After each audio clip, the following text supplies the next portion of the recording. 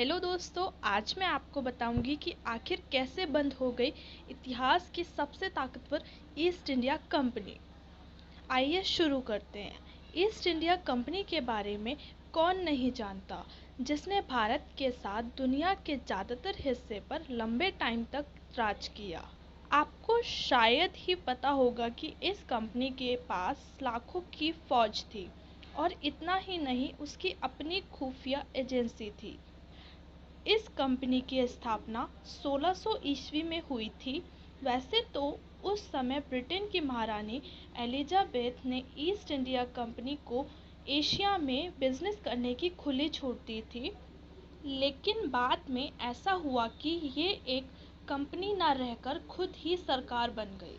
हालांकि फिर भी वो शाही परिवार के आदेश पर ही काम करती थी।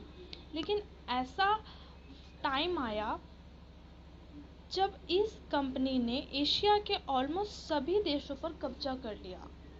सिर्फ एशिया ही नहीं, यूरोप पर भी राज करने लगी। कहते हैं कि भारत में इस कंपनी के पास 2.5 लाख से भी ज़्यादा लोगों की फौज थी, जिसके दम पर उसने सालों तक भारत पर राज किया। आज भले ही लोग बिना पैसों के किसी भी कंपनी में काम करना पसंद नहीं करते, लेकिन ईस्ट इंडिया कंपनी में लोगों को अपने करियर की शुरुआत बिना सैलरी के ही करनी पड़ती थी, और वो भी 5 साल।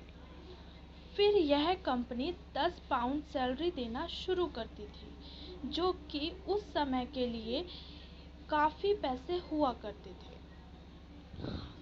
फिर बाद में 1878 ईस्वी में इस समय को घटाकर 3 साल कर दिया गया।